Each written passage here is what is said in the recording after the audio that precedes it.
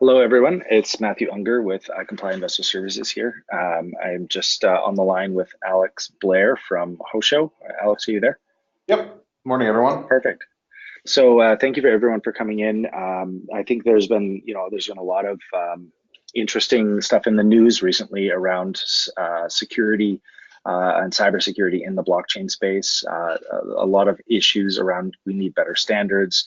I think the Attorney General of New York's report on the 13 cryptocurrency exchanges is a really good example of the gap between what we are doing in the industry currently versus what we should be doing. And Hosho has been a partner of ours for a while on some of the clients that we work with. Will get their audits done by Hosho as an independent third party, and it's very a lot of the vulnerabilities that you see that are referenced in these in things like the Attorney General's report are things like cybersecurity audits and using best practices can help to cover some of those gaps. So that's really the focus of helping the industry to understand how we can address cybersecurity risk in a world of digital finance. And I think that's the focus here. And I'm really excited to have someone like Alex here to kind of share their industry knowledge on this as well. So Alex, I'm going to hand it off to you to talk about the confidence in your code, I suppose. Thank you. And so that's kind of leads directly into what we're aiming for as my talk today, which is going to be kind of what does a smart contract audit do for me as the client, as the customer, from the perspective of the contract auditing space, which is still a young one, which is a big part of what kind of drives where we are today. So, first off, kind of why do we suggest getting an audit? Smart contracts are under attack every second of every day due to the always online aspects of the blockchain. These attacks can come from any place on Earth with internet access from any time zone. Much like traditional security problems, an attacker only has to win once. They only have to find one bug in your contract to compromise your company, to deal a crushing blow financially or reputationally for your business. Worse than even this, though, that we've personally found is that there are logical bugs in many contracts. The attack surfaces are not purely bug-driven. They're not necessarily security bugs, but they're logics that exist due to code errors or flaws in the design of a contract that keeps it from functioning properly. The smart contract auditing field is a young one, as I mentioned, and today I kind of hope to help explain where we come from as a company, what we do, and most importantly, how audits can help you as a company, either as someone starting an ICO, looking to invest, or just really wanting to understand more what an audit means at the end of the day. I am Alex Blair, the CTO and co-founder of Hosho Group. I've completed over 75 smart contract audits over the course of the last 12 months, and I serve as the final sign-off of every contract that comes through the company. I've been a system administrator for 10 years, and I've been actively programming in various languages for the last 6 of those. I've developed cryptocurrency mining pools, implementing standards and helping to improve that space alongside the security of those same pools, as well as actively co-administrating one of the largest Monero pools online at this time. Part of what drives me in this field in particular with smart contract auditing is the unique approach and transparency that smart contracts give to programming, as well as the ability to help protect people from making mistakes that cost time, money, and or effort, which is not that uncommon in our space, as it turns out. As the CTO of Hosho, I've had the privilege of working with everything from small ICOs looking to raise a couple $1 million out to large projects that have raised hundreds of millions of dollars, up to and including protocols that have been released trying to implement their own blockchains. This experience has helped me to understand some of the pitfalls of our industry and some of the things that tend to be overlooked when preparing or thinking about getting an audit. Hopefully by the end of my talk today, you'll be able to walk away with better knowledge of what terminology we tend to use when discussing audits and what they mean to a business, and most importantly, why I think they're important for any contract being deployed to any blockchain. The first thing we'll be going over today is kind of the terminology of an audit. A lot of our terminology comes from technology and code audits, which is not the simplest thing to understand. Auditing on the whole does tend to be something that most people, and it sounds like most of the people on this call are likely familiar with, from bank audits to make sure balances are correct, internal audits to ensure compliance with standards and specifications, and in the programming world, code audits to ensure the quality and proper functionality of code. And that's really the basis of what we do, which is the fact that smart contract audits tend to be very similar to code audits. Particularly given the statement that you often hear in blockchain, which is code is law, that tends to refer to the fact that smart contracts and deployed code cannot be changed once deployed. Because of this, anything that is wrong in your contract when you deploy it will be wrong forever. And catching that ahead of time must be done. Catching up, apologies. Any issues with that must be caught before it goes out to the public. With this in mind, most of the terminology we tend to use in the auditing space references the programming-based nature of our backgrounds. Terminology like static analysis, dynamic analysis, coverage and unit testing, branches, integration testing. These are all terms that are very familiar to me at this point because I've been working on software for years. This is not something that we expect people to come in, and is admittedly a failing in our industry where we do not explain this most often to people. Like I said, when I first got into the programming side of my business, it was not the simplest thing for me to get a hold of. Most of these terms do refer to the design of a test and how it verifies of what's going on inside of a code base. In my eyes, the most critical parts of a test suite or the group of tests over a contract is how it functionally acts during utilization. This tends to fall under the definition of integration/unit testing or dynamic testing, as we tend to call it here at Hosho, because they're designed to exercise the functionality of a contract. They do actual work with it. This can be moving tokens from account to account, verifying that events are issued correctly, ensuring that tokens can be bought and sold on a crowd sale contract, and things of that nature. The general idea behind this type of dynamic testing is that the test would act like a user interacting with the contract. Traditionally, users interact with your contracts through DApps or things of that nature. A test skips the DApp layer and just interacts directly with the contract here at Hosho. It doesn't necessarily matter that much given how blockchain technology works, which is kind of what we're going to be touching on here shortly. Because of the unique environment that blockchain is, which is this kind of interesting environment where contracts exist with the data, it very much blurs the lines between integration and unit testing, which I am grouping because of that and why we prefer the term dynamic testing. In a traditional software application, these two things are very split. Integration tests are designed to test broad functionality. This would be something along the lines of testing multiple features or doing things, which we'll go over in a second, where you're doing multiple things at once, where a unit test is designed to test an individual limited portion of your software. Kind of the example that we like to use for this is a crowd sale contract, where administrators are able to set your price per token, as well as users are able to purchase these tokens. Unit tests would target, again, individual functionality. For a system like this, it could be setting the price of a token, it could be verifying the price of those tokens, or setting purchase limits. Some of these are administrative, some of these are user-based. They both still fall under unit testing because they're testing very limited portions. Integration tests, on the other hand, and some of the stuff that we do, which would be setting the price as an administrator, purchasing as a user, having the administrator change the price again, having another user or the same user buying tokens again, and then verifying the purchase amounts as you go along. Because this interacts with so many different parts of the contract, this tends to be considered a more traditional integration test over the simpler unit tests where limited scope is being verified each time. Apologies. The kind of interesting thing that we run into is that integration tests tend to be much easier to write because they tend to cover large swaths of your code at once. They may be testing and verifying many different things. The issue is that that's not always the best option. Unit testing lets you dive deeper into an individual bug that may or may not be revealed during integration testing. And I have examples of that here shortly. A KYC AML-based token. So know your customer anti-money laundering laws are a growing part of our industry. We're seeing more and more tokens that use this kind of thing and use these kinds of restrictions. These restrictions tend to be very much based around whitelist systems, and whitelisting and de-whitelisting clients is an important part of that. In this particular case, we were doing a audit over a KYC AML-based token that did automated user deregistration as part of sending tokens. If you drained your account to zero, the user registration would clear.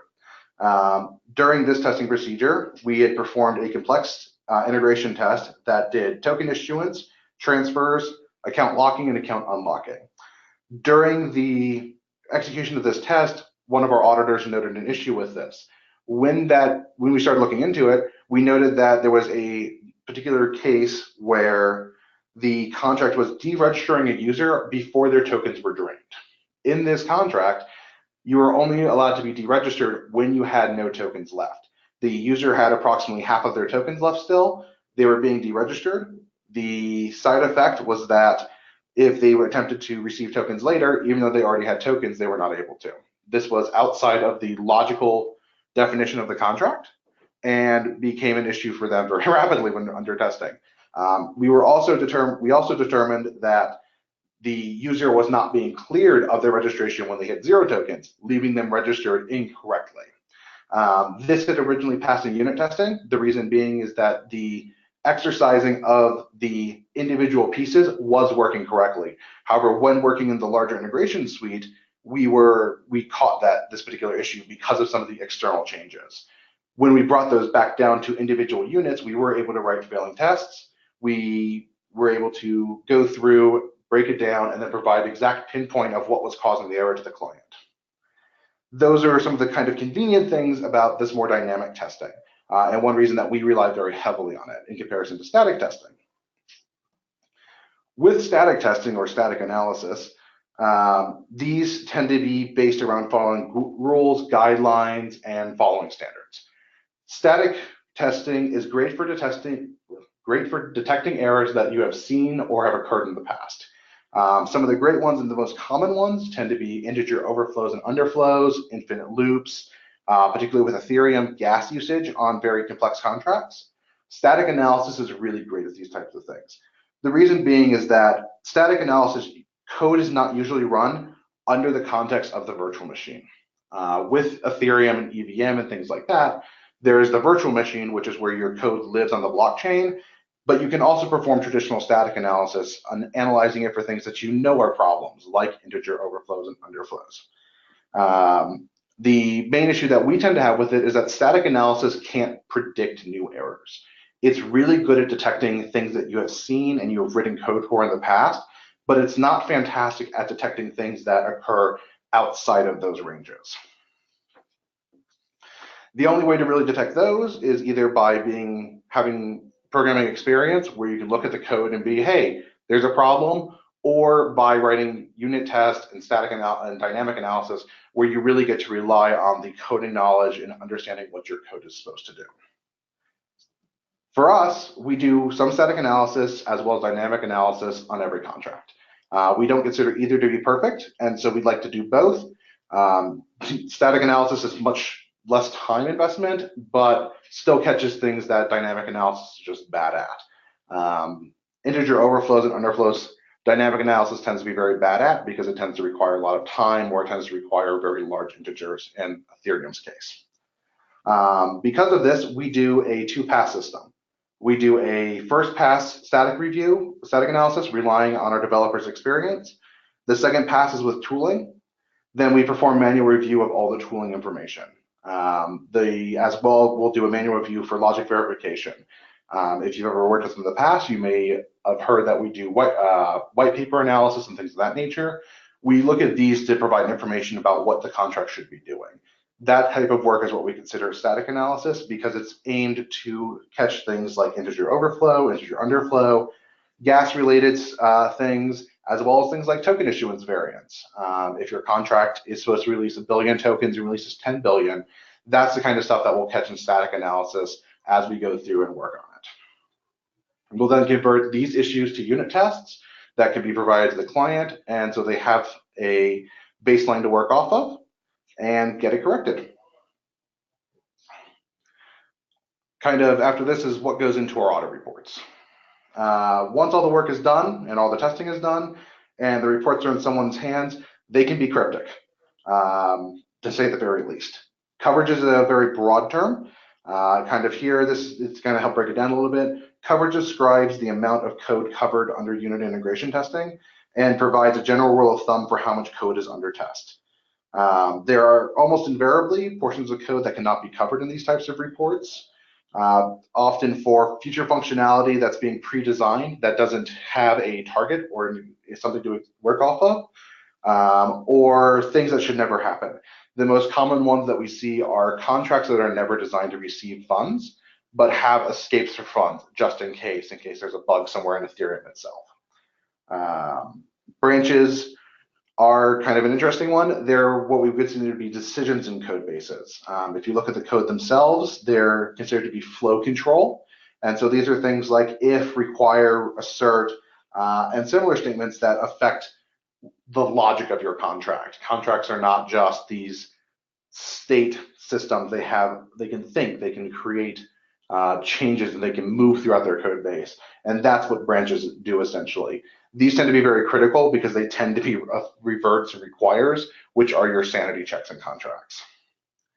The other thing that we always put into ours and kind of goes back and forth is getting file hashes. While geared towards more technical users, these serve as reference points for what the work was done off of. File hashes confirm the content of a contract.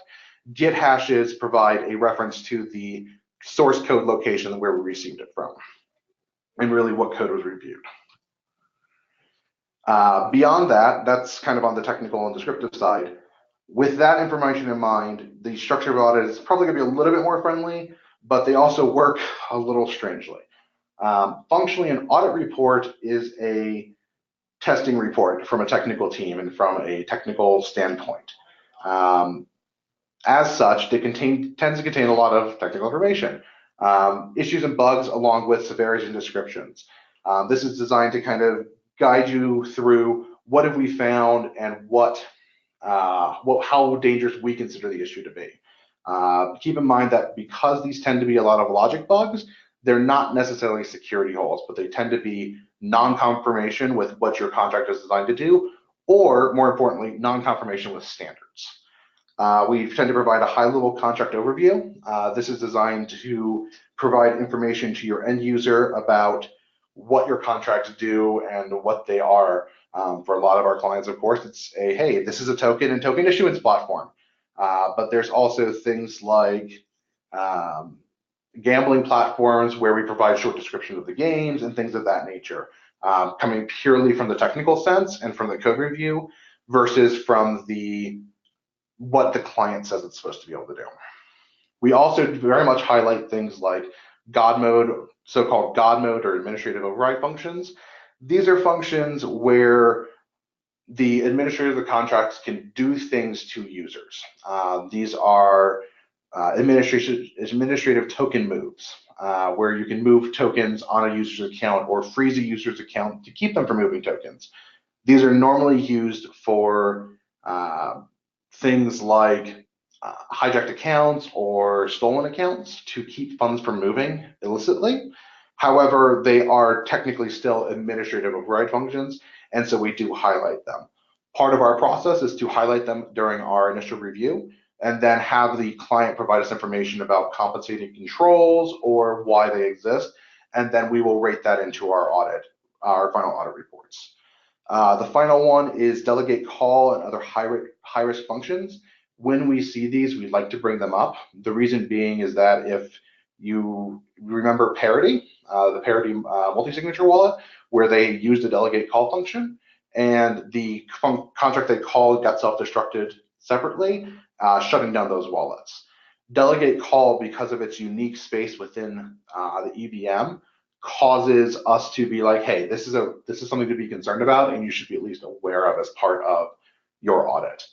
Because for your end users, they need to be aware you may be relying on other contracts that can do things unexpectedly.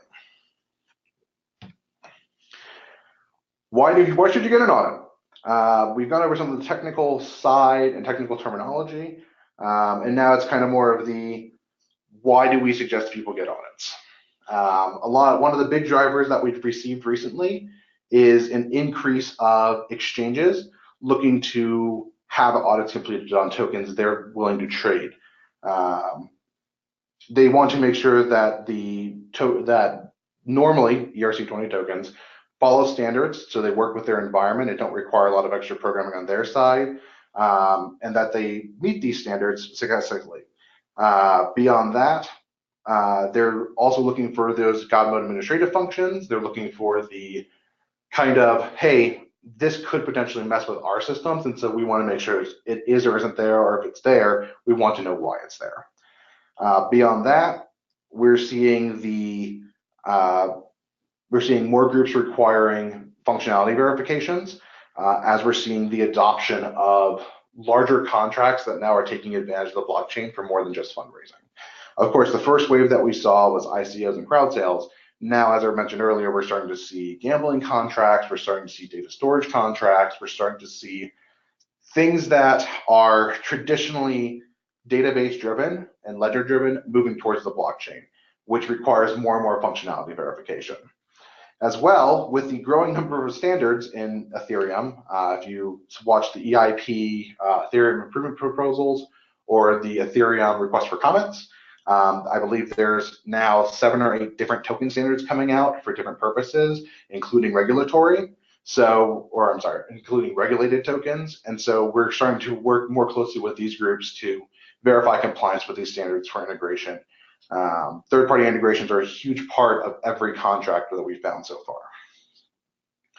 Beyond the business aspects, there are definitely community and society-based reasons to get audits. Blockchain is still a young technology, auditing even more so.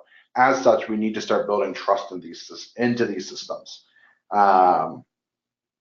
In the process of audits that I completed and reviewed over the last year for Hosho, the most dangerous things have not been what we would traditionally consider to be security bugs. The definition in the contracting space is still kind of soft, which is why I say traditionally. They're not actively attackable in the traditional sense, but they exist because they're logic bugs. We'll be going over a full example of that here shortly. The kind of reason behind that is that traditionally in tech, we would consider a security bug to be something that allows a malicious user to do something they shouldn't. Taking over administrative privileges, exfiltrating data that should return only, or things like that. The most dangerous bugs that I've seen are logic bugs, things that occur unexpectedly or are written in such a way that they cause unintended consequences. My favorite example of this, and unfortunately this is a little bit of a long one because it's kind of complex and most logic bugs tend to be, was an information exchange contract that lives in the blockchain that was designed to allow the registration of pieces of data, usually URLs or other data holding resources, and then allow them to be bought, sold, and traded between different users. This was accomplished by setting a series of variables in the data store for the object that identified a valid trade partner in case of a trade or a price it was to be sold on the open market. Both of these features alone work perfectly, and you could set a trade partner, they could trade it, you could sell it, and they could buy it, and the piece of data would change ownership correctly. What happened was during our testing procedures, we attempted setting a buy and a trade, sold it, and then was able to execute the trade afterwards. During the post-sell and post-trade logic, the object's purchase and trade states were not cleared correctly. Due to this, you could sell it, it would be sold, transferred, and then you could immediately trade it back to yourself, exploiting what it was essentially a security hole, but is actually more of a logic bug, kind of by our parlance. Of course, because of this, the inverse was true as well. When you would trade, it would not clear the buy state. When you would receive the object, these states would not be cleared. Because of that, the new owner was not required to verify any of this. As such, we went back to our client with this bug, which unfortunately required a fairly large rewrite. Because while the resolution here was just to set up proper clearing, that required a fair bit of logic on their side. Kind of when we were talking with them during the final, they had discussed it with us. These types of issues are not terribly uncommon. But these types of issues are the most dangerous in our eyes because missing these types of issues require a full redeploy of your contract and tend to involve a large loss of trust. So On in that, closing, if I can interject quickly, Alex, one of the questions that came in actually, kind of directly references this. So I wanted to just quickly touch on it and just let the listeners know as well. You can submit questions, and we are going to have a Q&A. So if you have questions from different perspectives, there's a lot of different types of people in the audience. Please do submit a question, and we'll definitely get to that in the next couple of minutes. But the one that directly ties into what you're talking about here is from one of the listeners, basically referencing, that reputational damage. And so the question is, do you have a specific example where there was irreputable damage done to a company as a result of not getting an audit done, or where these code breaches have happened? And I'm sure you can list off a number of different scenarios where it's kind of destroyed the reputation and even the business of some of the users or of the platform, the company that should have maybe got an audit done. sure. Probably the easiest one is the one that I mentioned earlier, Parity. Parity released a multi-signature wallet that in order to save deployment money, gas essentially, was using a delegate call command. What happened is eventually somebody realized that you could self-destruct the contract that was pointed to by these delegate call commands. The self-destruct function essentially removes the code from the blockchain, makes it non-executable.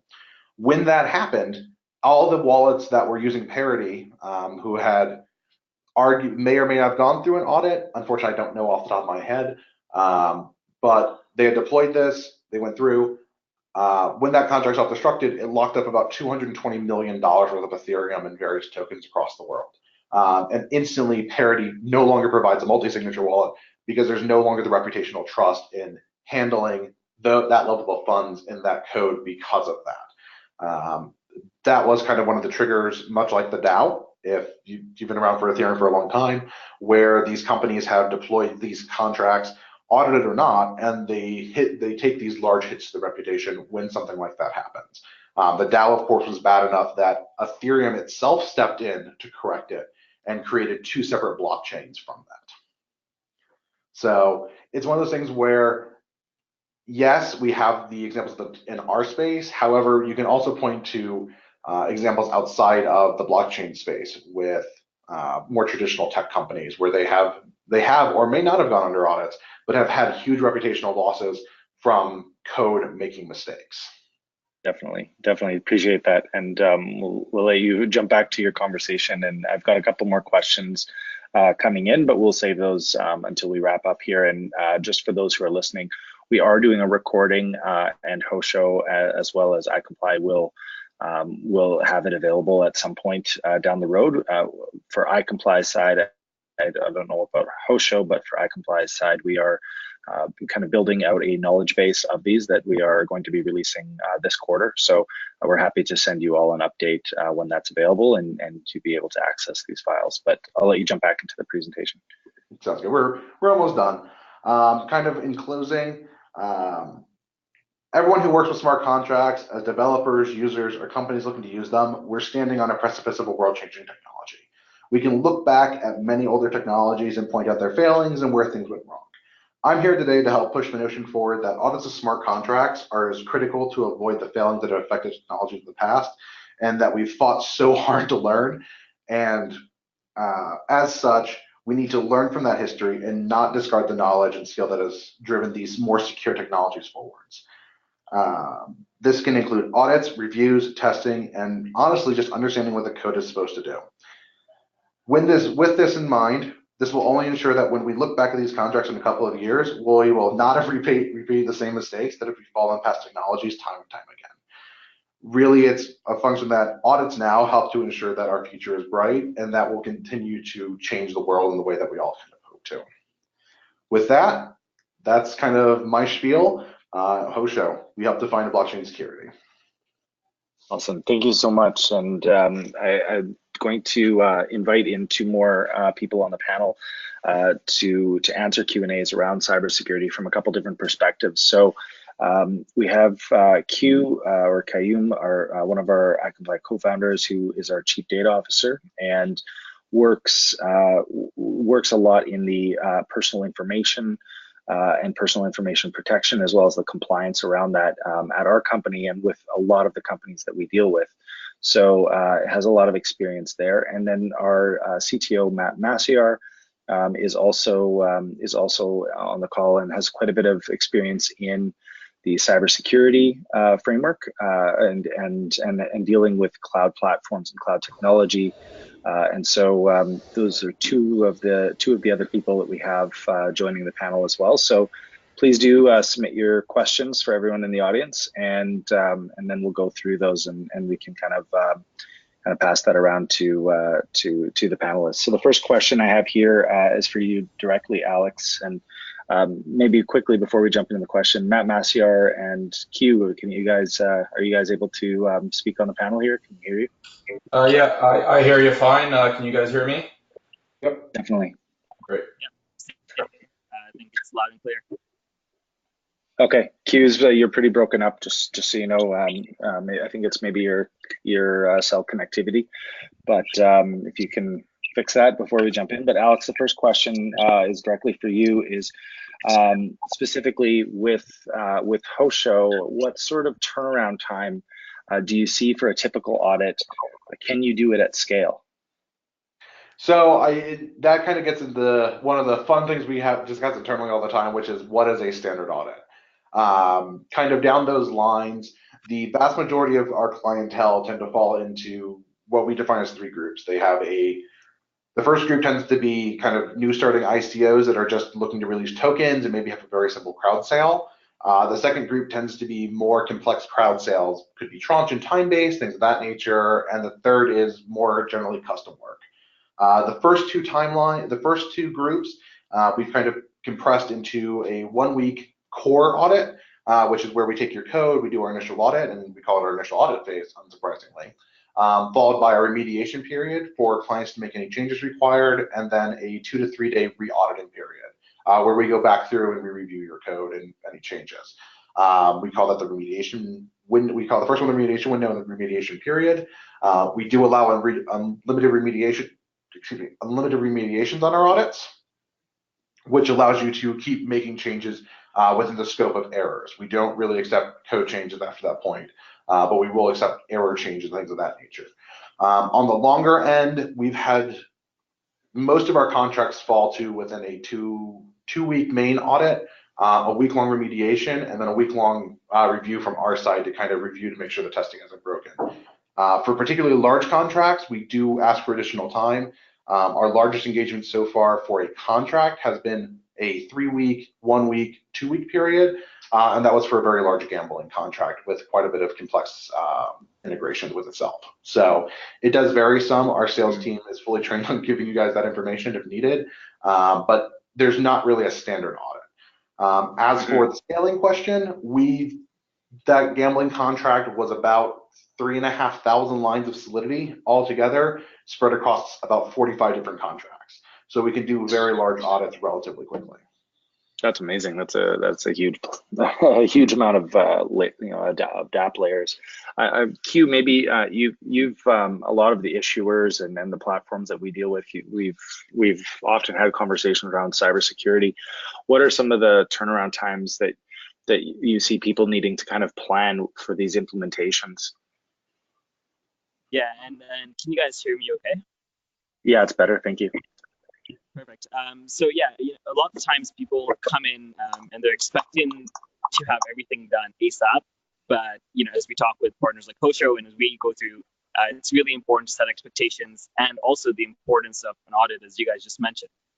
So typically, when it comes to you'll go through an implementation timeline, say about 2 to 3 weeks for smart contract selection, as well as an audit period. It's why we also provide audited smart contracts, which makes the job a little bit easier. But when people do want to make a customized contract, it's really important that they set this time ahead before they actually make something like a crowd sale. Otherwise, they end up in a situation where they're essentially backlogged and trying to rush something in, might even go through a security risk of not even auditing their contracts. So I would say, 6 to 7 week from coming on board to getting all the contracts ready to deploying, along with some demo testing, is probably appropriate. Yeah, definitely. Thank you. I guess on the next question that we have here is I think more related to platforms, and I know Alex, that you guys have done a lot of work with, looking at some of the more traditional cybersecurity audits, if you can call it traditional, that might be done for things like exchanges or security token platforms. Can you talk maybe just across to the panel as a whole, talk to the, when you're dealing with the interface of whether it's a KYC solution or a cloud platform and blockchain, what are some of the unique risks that you see in these auditing scenarios and things to watch for? So I guess I'll kind of lead off. The biggest thing that we see is that unfortunately a lot of companies are still young and they really haven't looked back at history. Hosho provides both smart contract auditing as well as penetration test services. And some of the larger DApp platforms that we've spoken with over time had never even considered a penetration test for their infrastructure. The blockchain does not magically wave away all the security concerns that come with traditional infrastructure. It protects your data that exists in the blockchain, but that still leaves lots of openings on web servers and web applications. Some of the largest compromises that we've seen and tracked over the last year and a half have not been of the contracts or the DApps, but of the web servers that host the DApps. Addresses being changed, data being forged and faked. There's a lot more to consider than just the raw security of your contract, but infrastructure and more traditional systems as well.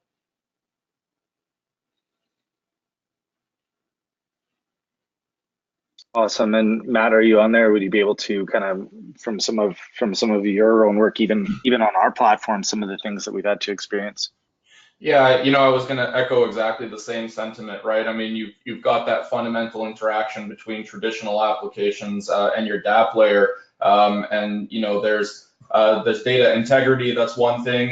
You've really got to define the scope clearly of which parts of your application, handle what functionality, and definitely fall back to some of the traditional security practices and auditing practices for your web applications and whatever interacts with your contracts, because that's going to be your authentication layer, right? And if that gets compromised, then that opens the door to a whole host of issues. So you should definitely be checking for the OWASP top 10, for example, things like SQL injection, broken authentication, cross-site scripting, security misconfigurations, that kind of thing. And ultimately, as Alex alluded to, a lot of these companies, a lot of companies working in this space are young and they don't necessarily have that expertise on board to follow these best practices. So, PCI compliance is a big thing, but a lot of companies never even think about that when, they're launching an ICO, right? So you really want to do your due diligence with, PCI, SOX, GDPR, and the OWASP top 10 on your traditional app layer, and then extend those best practices to your smart contracts by doing third-party audits and further checks there. But yeah. Definitely, thank you. And that actually leads into one of the other questions around some of these audits that you do, whether it's at Hosho or some of the stuff that we see. There's always questions about personal information, personal data. The ability to, the right to be forgotten with something like GDPR can be very difficult with blockchain. From a data privacy perspective across the board here, I'd love to hear a little bit on that. The question is specifically around how do you manage manage things like blockchain, GDPR, and personal data laws in different jurisdictions. Yeah, I can probably jump in specifically for the data privacy. So one interesting thing, especially when you get into the legal side of things, where, as most of you know, blockchain is used a lot in financial applications and things that are now crossing the barrier with regulatory applications as well. And so in a lot of those cases, people assume because of cases like Cambridge Analytica that everyone has the right to be forgotten. You cannot take data, you can't profile anyone. But what's more important is really we're getting to a new stage of data laws where you can start to create your own kind of data culture. And so particularly with us, one of these concepts is data minimization. So you only want to take the data that you need and not everything else. There's this concept of special categories of data under GDPR, which includes things like genetic data, health data, political affiliations. You don't need that when you're taking the cap table of the company. But instead, what you need is the specific information that you need to run compliance procedures and nothing else, right? You take that and you get appropriate consent. And this puts you in two good frames, right? One, you're not cut out for, getting to go in and profile and resell data. The second is you're protecting yourself as well, because you, as a company, you only have the data that you need. And so you're reducing the amount of data that people can reach. When it comes to the right to be audited, there's certain situations where if you are, I think, Q, I think we're losing you there. can you talk now? No, it's quite faint, but maybe we'll pass. I'm just looking at the time as well here. We'll pass that from Matt and Alex. If you can maybe update on the, how do you guys see that from the privacy side as well? I mean, so I'm not a lawyer, and I'll state that straight up, but I have a lot of background in admittedly very regulated industries. I spent a lot of time working in the gambling industry and in America healthcare industry, very familiar with HIPAA and things like that. Blockchain is very interesting for data privacy, data security, largely because you don't provide data to blockchain unless you want to. Now, that's very much a statement of you have to give it to them. It's not something that blockchain itself requires. It's something that the applications you use requires. And kind of from that aspect, it's more of a, what do the companies that I want to work with require versus what does the blockchain require?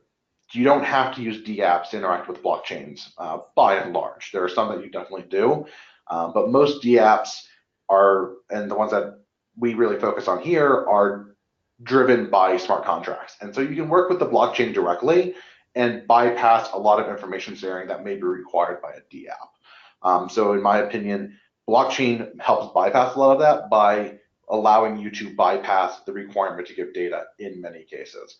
That's not saying there aren't cases for things like KYC, AML, whitelisting that require it, but in many cases you can bypass a lot of having to give personal information.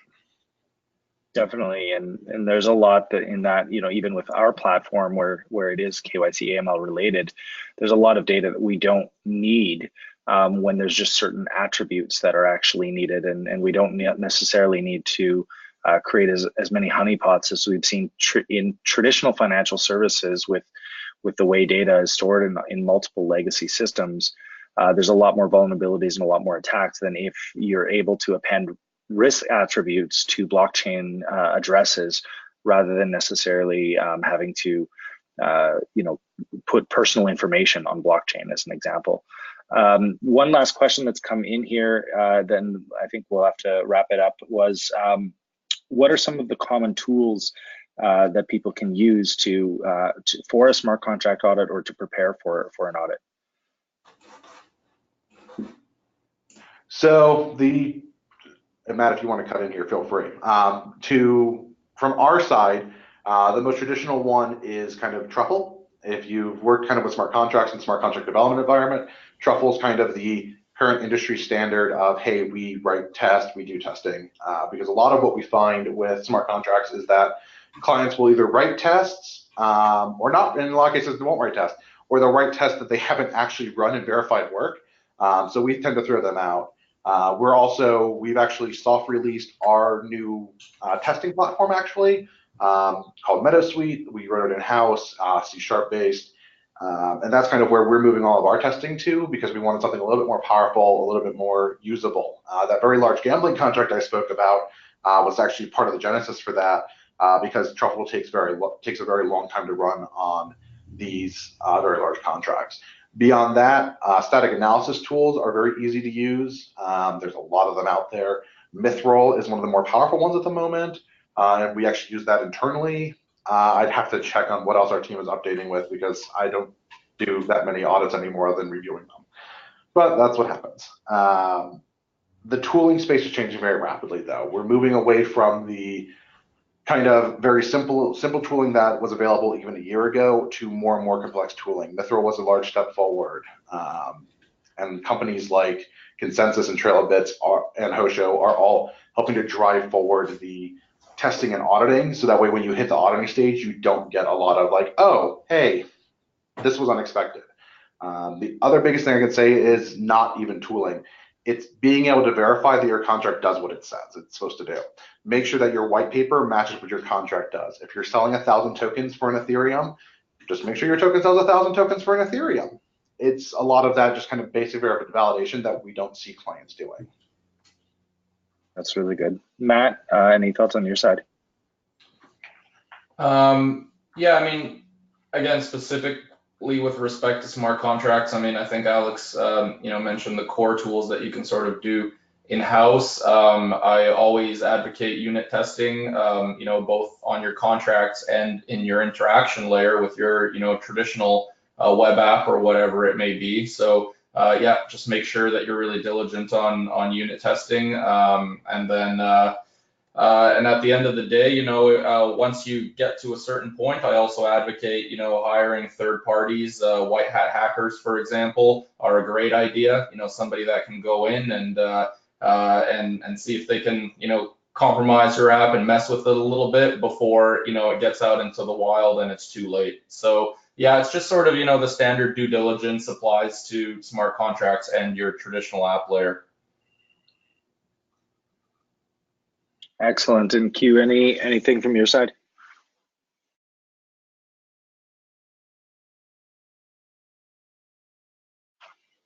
Looks like we might have lost him. So anyways, I think just for sake of everyone's time here, we're going to wrap up the masterclass, but thank you for everyone who came, and Alex, Matt, Q, appreciate sharing your knowledge.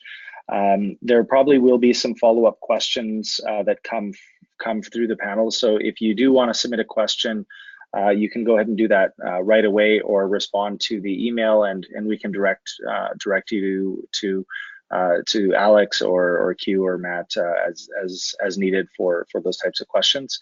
And definitely want to thank everyone for their time, and really appreciate Alex, you coming out and sharing your knowledge here. Not a problem. Thank you for having me. Take care, everyone. Bye.